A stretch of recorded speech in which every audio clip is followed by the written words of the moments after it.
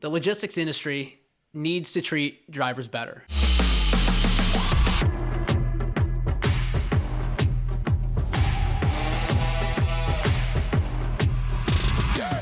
Brian, I feel like we've been singing that song for a number of years about treating drivers better. What is the deal? What's it going to take? I'm not sure, man. I think hopefully we can bring awareness to that, with this show that we're promoting. But I think it's a daily action, right? Treating those carrier partners with respect, with a common courtesy, and doing the right thing, and making sure that they're taken care of from a financial perspective, from a respect perspective. I mean, life on the road's hard, man. I can only imagine. I've never been a driver myself, but dealing with drivers over the past 10, 15 years, hearing some of those stories, man, it gets tricky. Yeah, I think as a society, there's a stereotype with truck drivers in general. I'd say it's similar to like a garbage man. Like they get in the weeds, they're doing some grunt work and getting after it. But the thing is, not many people want to do that. I read a stat the other day, 72% of the U.S.'s freight is hauled by a truck. 72%, which is crazy to think about. I got a stat for you, Brian. What you got? The average truck driver, over the road, domestic, full truck driver, spends on average 300 days of the year over the road. Oh, wow. Yeah, I didn't realize it was that high, man. I think it's challenging, right? I think a lot of people don't realize, like even until recently, right? Like even during COVID, and people were talking about the supply chain issues out, Long Beach, LA, and the containers that weren't coming in. A lot of people don't realize that, right? 300 days, away from their families, showering at truck stops, being on the road in their truck by themselves. Like that's got to be challenging, man. Yeah, and of those 300 days, I mean, they're all over the place. Yeah. Driving 10 to up to 14 hours per day. Right. With a 10-hour break each day. They don't stop. And most of those drivers are away from their families for 2-3 weeks at a time before they're actually home. What I want to discuss in this episode specifically, and I mentioned the stereotype, but as a society, have some awareness on what exactly is, who exactly is moving our country. Right. These shelves would not be stocked. Exactly. You wouldn't have that iPhone or that laptop or the furniture in your house if some of these drivers aren't doing the hard work required to get these products on the shelves. Yeah, I mean, we see it all the time, especially if there's a snowstorm or they can't move during a certain, the shelves are wiped out, right? Like, hell, we saw it during COVID, right? It brought a pretty big awareness to the supply chain industry during that time because we couldn't get product on the shelves quick enough, right? What was it, like the toilet paper crisis where everybody and their mother was... Blows my mind, but yes. Yeah, same. Why do you need 96 rolls of toilet paper at one point, right? I feel like a 4-pack is good enough, right? Yeah, I think those are things that even from, the broker perspective, and, sometimes, we'll just call a spade a spade. Some drivers can be challenging. Right. And I think we have to do a better job promoting a lot of those great carriers that are out there that want to do a good job and they want to take care of our clients' freight and take a lot of pride in their work. As brokers, we need to do a better job of bringing that to the table and respecting these people that, and hell, you said it, man, that literally keep this country moving every single day. Yeah, and think of their actual lifestyle. A lot of these drivers are truly living out of their trucks. They have a day bed in the back behind the seats. Yeah. They brush their teeth maybe at truck stops or in their truck. Like, I've never been a truck driver, yeah, but we work with a lot, and we have a lot of great relationships with some drivers. So we hear the stories and what they go through and how they're treated by. We're guilty as well. We've had our issues here and there, but for the most part, we're very intentional with how we treat our carrier partners and specifically the drivers. But when you're living out of a truck, and you're driving long hours, and you're away from home, and you're stressed, and you're waiting at shippers or receivers for hours, and then you have an issue with one of the brokers that you booked through, and they're not paying you attention.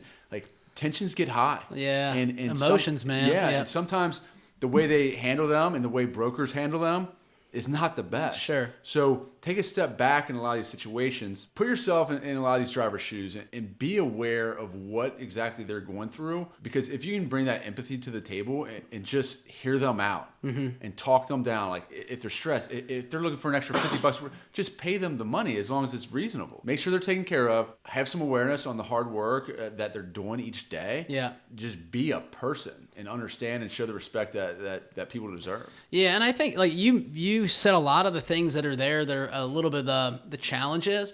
I also think when these drivers go into like shippers and receivers, right? Like if I check into a shipper in the low, maybe I have a 4 p.m. pickup appointment. I check in at 2. I have time. I go in a little bit earlier.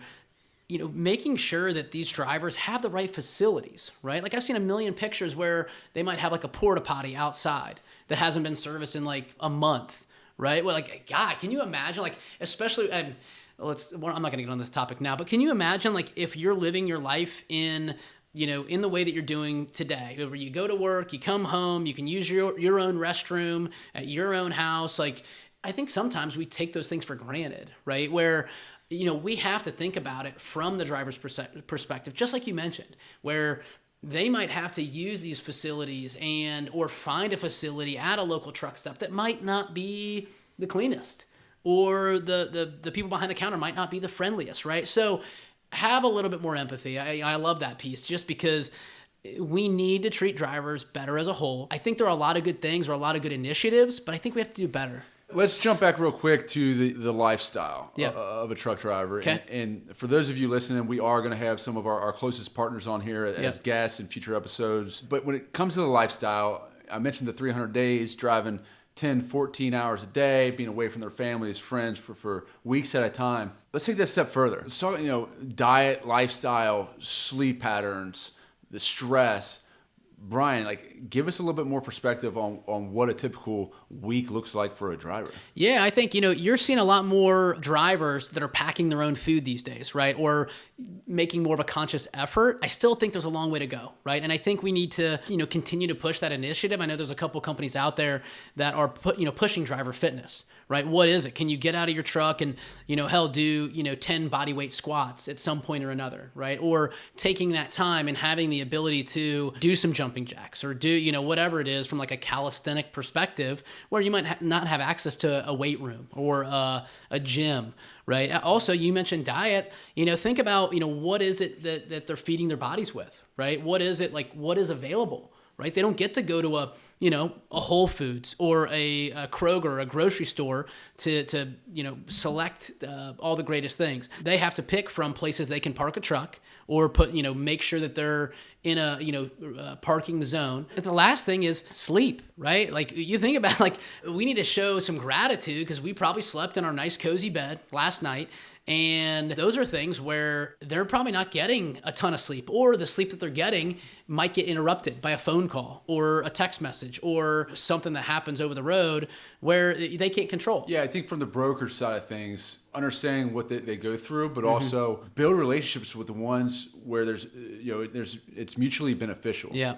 From the carrier side or driver side, work with the brokers who take care of you. I remember in our previous role, I know, we've talked about this before, but TQL gets somewhat of a bad reputation. We both came from TQL. There's a ton of great people at TQL. Yeah. Don't write the company off as a whole just because you had a bad experience with a couple of individuals. There are people, great brokers at any company that you can work with for the most part. So as a carrier, work with the people who take care of you. Yeah. I remember we had a client in Oklahoma where I-40, there's Montana Mike's. Yeah. I forget what exit, but we had the same driver run it every bringing back some memories for me, man. Montana Mike's. Oh, yeah. I'll tell a story in a second. It was, they had a 40-ounce T-bone steak. An awesome relationship with this driver, and he would run it, same day every single week, and it was a Sunday pickup, Tuesday delivery. I'd buy him a 40-ounce T-bone steak at Montana Mike's. Love it.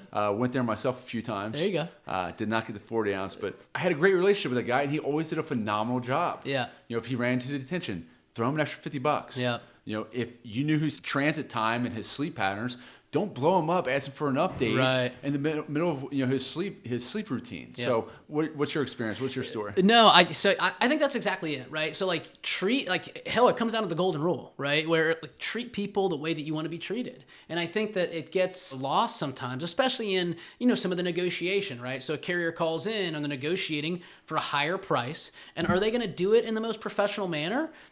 Maybe, maybe not.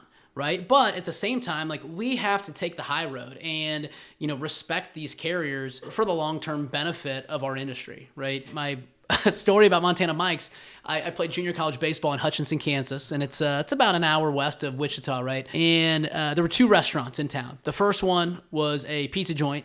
And so, anytime our parents would come down or whatever, they would, we would either go to the pizza joint or we go to Montana Mike. So it brings up some fond memories I never got the T-bone, man. I always went with the chicken fried steak with Extra mashed gravy? potato. Yeah, Extra gravy. you know it, man. You know it. But yeah, Montana Mike's has a place in my heart. So. Well, I challenge you this. If you're listening, you're a broker, reach out to your favorite driver, your favorite carrier, buy them lunch, grab your favorite driver dinner, do something different to continue building that relationship and show some respect to your top partners. Love it, man. Love it. As a broker, the only way you're going to earn business is if you are reaching out to these manufacturers or these shippers and convincing them why they should give you an opportunity to move their product from point A to point B.